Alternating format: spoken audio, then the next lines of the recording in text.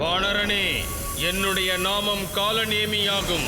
சஞ்சீவினி மூலிகை பறிக்கச் செல்லும் நீயும் பிழைக்க மாட்டாய், அந்த சந்நியாசியும் பிழைக்க மாட்டான். மண்ணோடு மண்ணாவீர்கள்.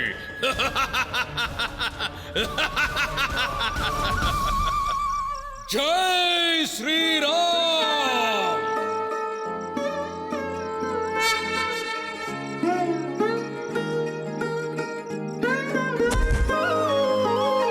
தடையாய் விளங்கிய காலநேமியை சம்ஹாரம் செய்தான் ராமனின் தூதனே. பிரபு ஸ்ரீராமரின் பணிக்கு தடையாய் விளங்குபவர்கள் அனைவரும் கதியற்று போவார்கள்.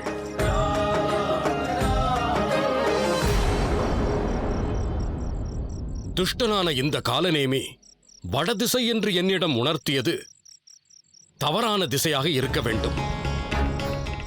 அதற்கு மாறான திசை இத்திசையாகும் என்றால் இத்திசையே இமயம் அழைத்துச் செல்லும்.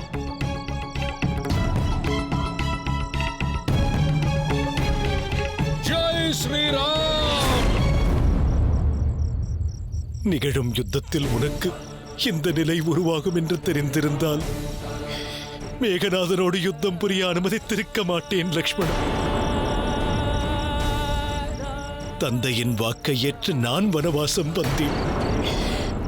இந்த வனவாச காலத்தில் என்னுடைய அன்பிற்கினிய இளவலான உனக்கு இந்நிலை உருவாகும் என்று ஒருவேளை முன்பே நான் அறிந்திருந்தால் உன்னை வனவாசம் அழைத்து வந்திருக்க மாட்டேன் லக்ஷ்மணா, அழைத்து வந்திருக்க மாட்டேன். எந்த இன்னலும் உருவாகாது, அவ்வாறு கூறாதீர்கள். அனைத்தும் நலன் பெறும். ஹனுமான் மூலிகையோடு வந்து சேர்வான். வனவாசம் முடிந்து அயோத்தி செல்கையில் நான் சுமித்ரை மாதாவுக்கு என்ன பதில் உரைப்பேன்?